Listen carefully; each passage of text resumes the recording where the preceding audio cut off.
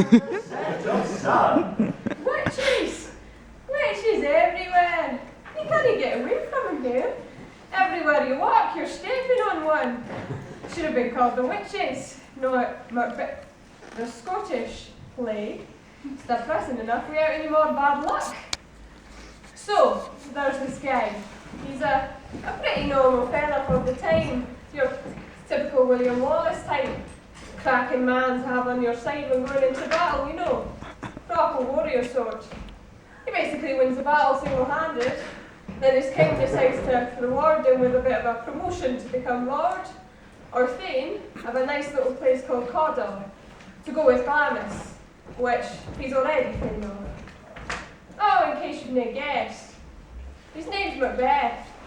Before anyone tells him of all this though, Macbeth and his lieutenant Banquo come across those damn witches you saw a wee second ago, who tell him not only what's been decided, but also that he's going to be king hereafter. Aye, that. So these little hags also tell Banquo that his kids are going to be future kings, but he's a bit, suspicious of these supposedly magic folk. It's about now that Macbeth starts thinking about killing the man who's just given him a promotion. Someone's getting a wee bit power-praised already.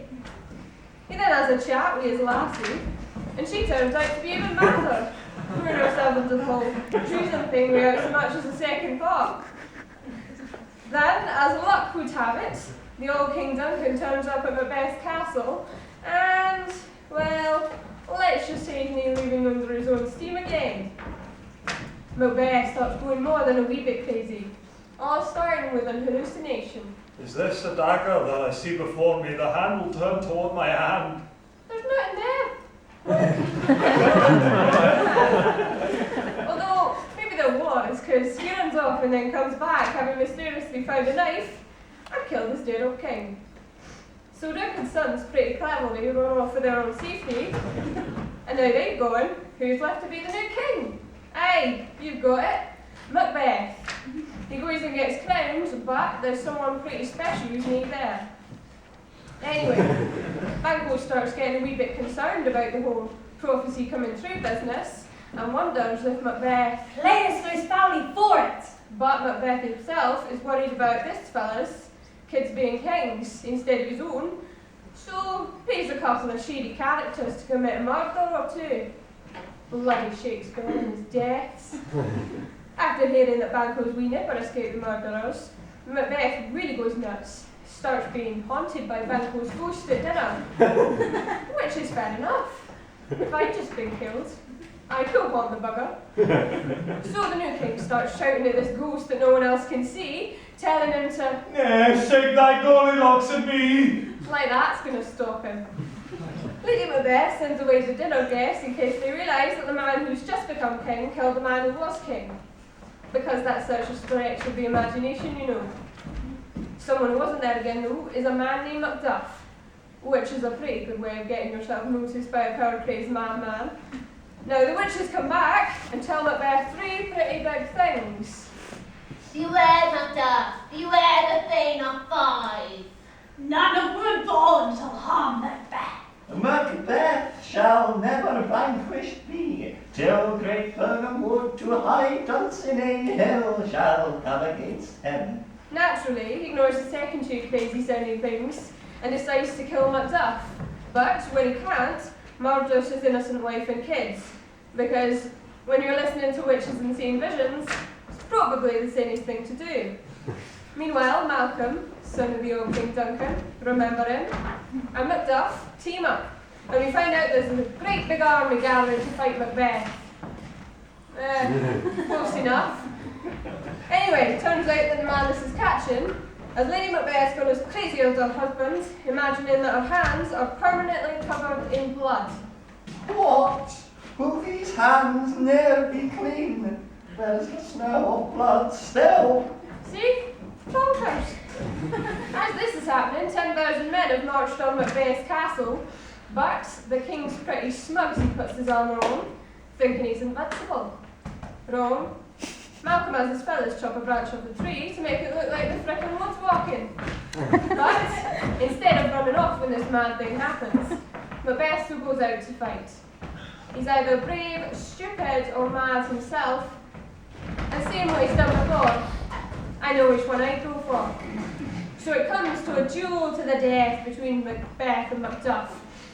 Feeling a wee bit smug after what the witches said, Macbeth goes for it hammer and tongue until he grouts out why he's so confident. Well, you just know he's going to be shot down, and right on cue, his opponent pipes up that Macduff was from his mother untimely raped. what a revelation. A C-section bringing about Macbeth's downfall. That's the end of the tyrant king. And after some more fighting, Macduff ends up killing him, and order's restored as Malcolm is rightfully crowned the new King of Scotland. Don't you just love a happy ending? It's set in Venice. There's a love triangle or two, and the first one can be described as someone's backside. I think we can sort of see the tone that's being set here, and that's even before we get to a guy named Othello, his lover Desdemona, or even evil Iago. So we start with this lovesick puppy Rodrigo, who's having a bit of a bounty with Iago, because he's trying to take Othello's girl for himself, and he has paid Iago to go and spy on them for him. All this guy's come back with as he does hate them all, just like Rodrigo has been passed over for promotion. Anyway, to get back Roddy's trust, Iago takes him to Desdemona's father's house, and they both shout about how she and Othello are together, Making the beast with two backs. if you know what I mean. So Iago runs off to Othello, pretending to be his best friend. But because there's actually a war on, they get sent to Cyprus. Lovely place to go. And he has his lovely new wife travel with his trusted Iago, but only after Desi's father warns him that She has deceived her father and may thee. you've got to love a bit of foreshadowing. So anyway, there you go, and in comes Rodrigo, who starts blabbering on about how Desdemona is being married. But the sneaky little Iago tells him to go earn money instead because, She must have changed, she must. well, it is a woman's prerogative after all. Cut forward a few weeks, and everyone bar Othello arrives in Cyprus at exactly the right time, with Iago telling Rodrigo that Cassio, Othello's newly appointed lieutenant, not a calculator, needs to be killed, so that Desdemona will be left for him. Some people are so stupid. Anyway, Iago gets Cassio drunk, sure that he'll do something he'll regret. And sure enough, he does. But not with a little more help from everyone's favourite manipulator. Telling Rodrigo to attack Cassio, he and Cyprus goes up the fight. And got right on the fight! But not before Montano is wounded by Cassio. So Othello obviously hears the noise, and after Iago drops a few more hints, Cassio is demoted and his name ruined. All for a couple of jokes. Iago manipulates his wife Amelia into arranging a meeting between Desi and Cassio, which, of course, just happens to occur when Othello and Iago are walking past at a distance, the evil one pretending he's shocked. I like not that. And planting little seeds of doubt in Othello's mind about Desdemona's faithfulness. These very quickly grow into huge doubt trees, and Othello goes off pretty convinced she's having an affair. But then, Othello storms in demanding evidence from Iago that Desdemona's cheating on him. But is pretty easily convinced by Iago, thanks to a dropping of a handkerchief. Is good news for Oh, this Tiago, as you are now my lieutenant. this means he has to kill Cassio, and Othello swears to deal with Desdemona. This sounds ominous. Iago then keeps chipping away at Othello's trust and sanity, making him more and more jealous by pretending to laugh with Cassio about the affair, when they're actually chatting about Bianca, his lady of the night. You've got to admit, it's pretty good at being bad. After seeing this, Othello decides, with a little more assistance from Iago, to go and kill his wife in The bed she hath contaminated. creepy. Meanwhile, realizing that Rodrigo could find out that he's been keeping presents supposedly for Desdemona, Iago arranges for the dopey one to kill Cassio, with the fallback being that Whether he could kill Cassio or Cassio him, or each to kill the other, every way makes my game. such a caring soul, isn't he? So Rodrigo attacks Cassio, but Cassio ruins Rodrigo, and then Iago stabs Cassio in the leg from behind, just before finishing off good old Rodrigo. Iago tries to get further from the blame by pinning the suspicion on the Strumpet! Bianca, who arrives precisely at the right time. Funny that. Whilst all this is happening, Othello goes to Desdemona's chambers to kill her, as you knew, and tells her that Cassio confessed and is dead. Her shock appeared to him like caring, so Othello kills her. Simple as that. Emilia enters and tells Othello that Iago has killed Rodrigo, and that Desdemona mysteriously and magically comes back to life to say, Oh, farewell. and that she killed herself. Go on. Othello confesses that he killed her, which leads to Iago and others appearing, with everything unravelling, with them hearing that He called her whore. before the lieutenant stabs his wife and makes his escape. I guess honestly it's not the best policy. When the injured Cassio and pals come back with Iago as prisoner, Othello stabs Iago, but doesn't kill him before Killing myself. To die upon a kiss. well, I think as marriages go, it could have gone better.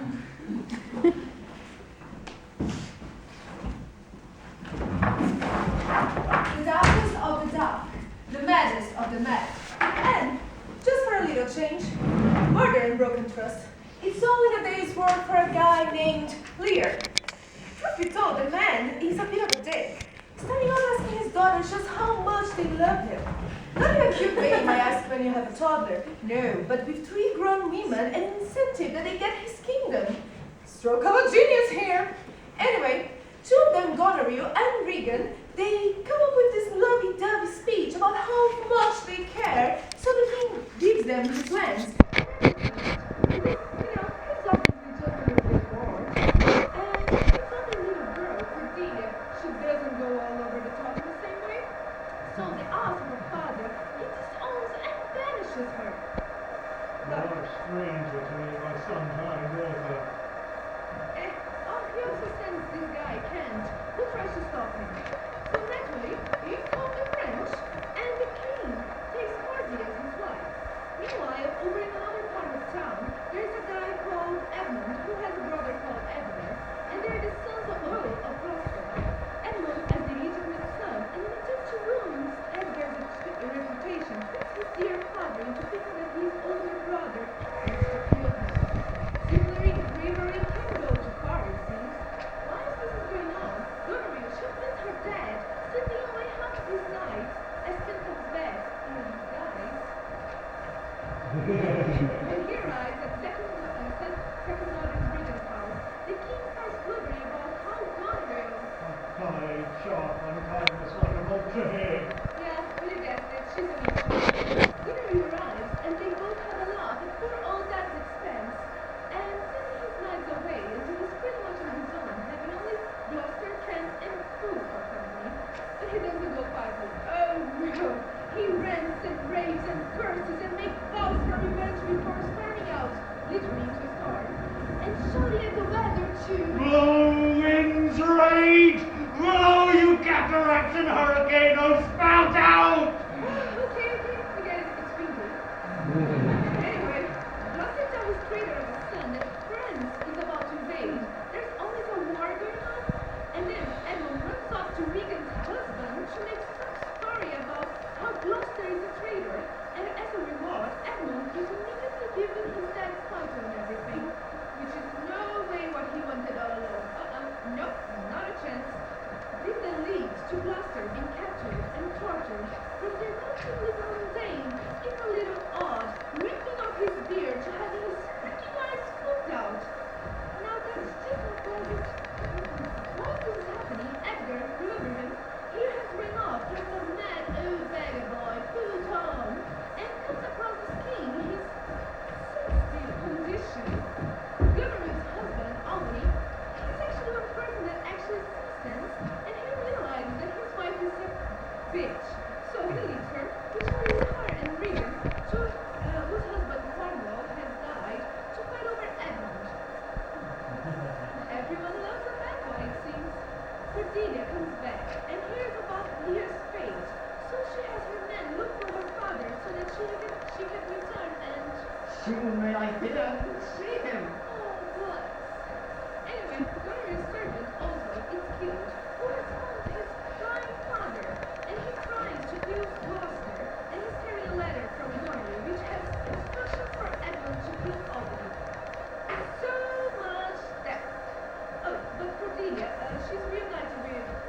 My dear father. Although the king initially thinks she's The spirit, I know. poor fella. After a bit of a kerfuffle, Cordelia's troops are beaten, and she and Lear are taken prisoner, with the old king confronting her in her captivity. Fabulous character. Then Albany, following on their side, congratulates Edmund, Goneril, and Regan on their victory before turning on them, and instead he tries to arrest them, challenging Edmund to a duel to the death. Only instead of Albany fighting, the newly returned and no longer disguised Edward takes his place, totally holding his complete dick of a brother. And just because it's not a Shakespeare play without poison, Goneril kills herself and poisons Regan. But that's not all of the death, if only. When Edward reveals himself to Gloucester, it is too much.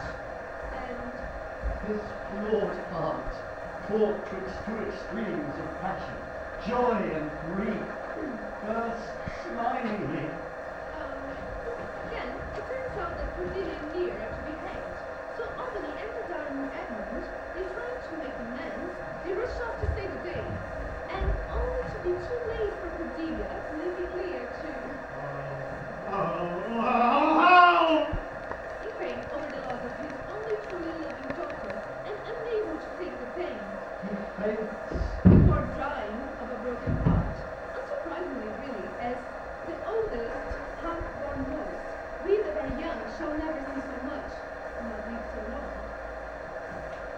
And now, just for a change, another story about a madman.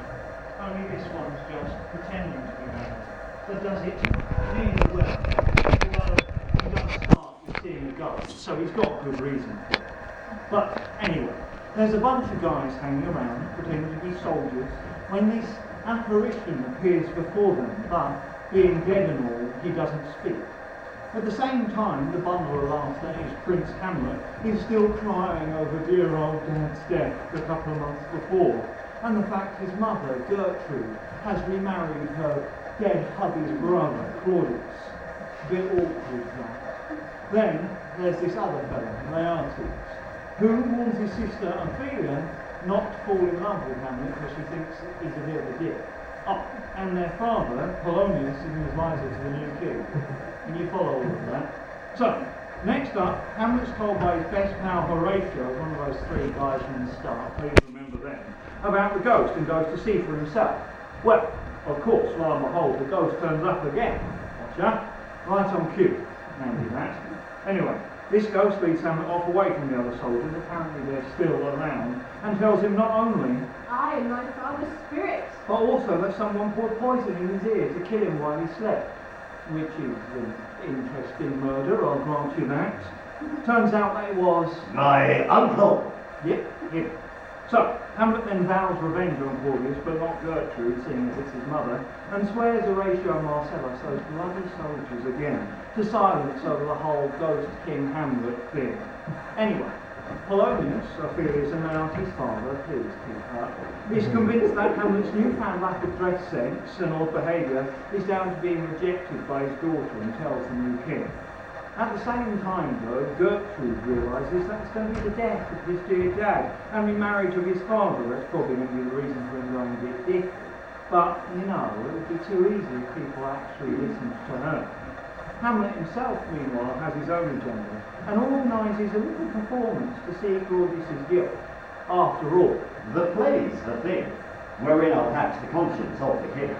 before this play, however, Claudius and Polonius eavesdrop on Hamlet and Ophelia, with the prince getting all existential, asking himself, To be or not to be. which, to be honest, you probably knew already. Anyway, with both of the actual spies now being convinced he's mad, King decides to send Hamlet off to England in fear, because apparently that's where all the mad people go. Fair point considering you guys turned up. So, this play is put on, but with a little twist, having performers actually act out the death of King Hamlet, which makes Claudius himself jump up and run off because, you know, he's kind of been found out. Prince Hamlet is then called to Gertrude for a bit of a ticking off, but he ends up having a go at her, stabbing the old man Polonius. I am slain. Who was eavesdropping again.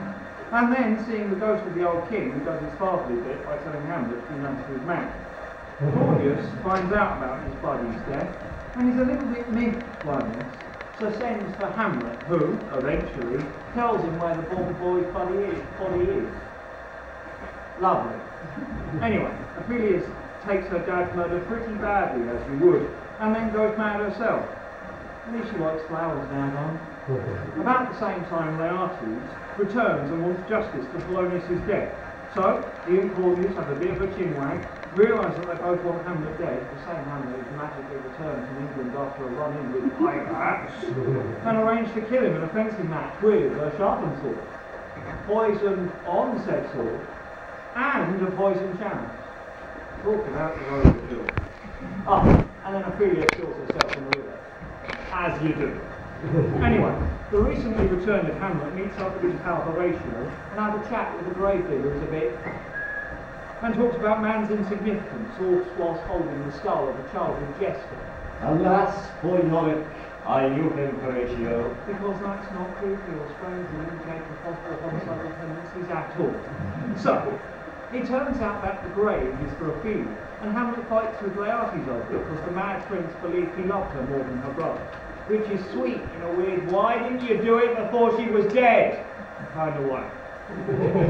Hamlet then turns up a little later at the castle after being told to go fence Laertes, and has a bit of a duel with him, winning the first 2 of 3 rounds. During the third one, he gets stabbed with the sharpened poisoned sword, then exchanges swords whilst fighting and wounding Laertes. Then, Gertrude has a drink, but not just any drink. Remember that poisoned chalice? Yes, the very same. So, she tells Hamlet she's going to die from poison. Then Laertes tells Hamlet they're both going to die from poison. But he also adds that it was all Claudius' fault. So Hamlet goes and stabs the king, killing him with a sword and poison. Bloody shame. Just as Horatio is about to kill himself with the poisoned drink because there are just not enough dead people in this play, Hamlet tells him to Give me the cup and tell my story. before he dies. One more for the body count. Then walks a Norwegian Prince Fortinbras who's been marching on Denmark this whole time and just been given the whole blooming country by the dying Hamlet. He never had it so good.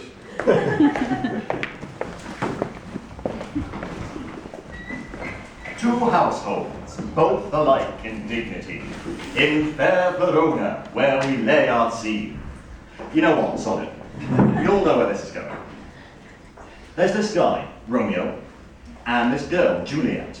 They kinda, get to sort of liking each other a bit. Except their families, they're a bit, oh no, you don't want to do that about it all. So, clear as you like, they ignore them. Kids, eh? All it takes is a party, wine's flowing, then they sneak off and it's all... What light through yonder window breaks? And... Romeo, we're for Romeo! And they're in love. Bang! Give it a day and they're getting wed in secret.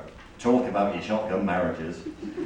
Anyway, Juliet's cousin ends up killing Romeo's pal when they get into a little scrap. Which means the poor dying fella ends up shouting for... A plague! On board your houses! Someone's a bit upset. So Romeo gets a bit of revenge for this, killing his poor mate's killer, which gets him banished. It's just what they did in those days.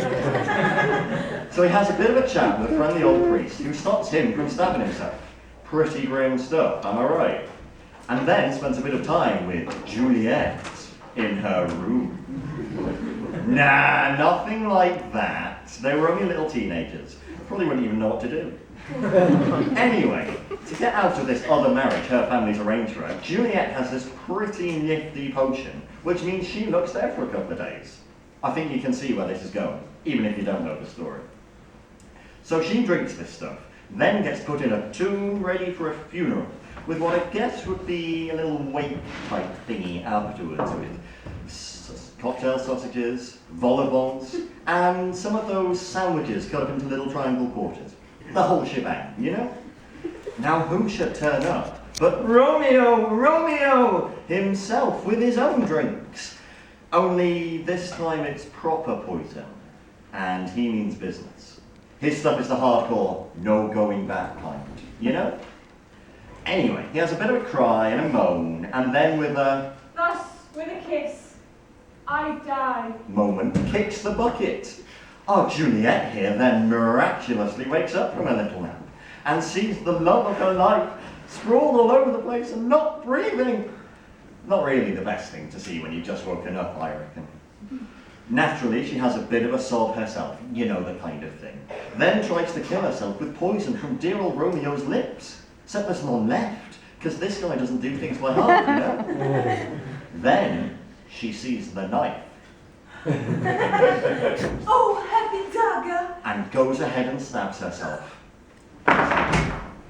So that's pretty much it for these two, and it's something that's probably worth remembering. For never was a story of more woe than this of Juliet and her Romeo.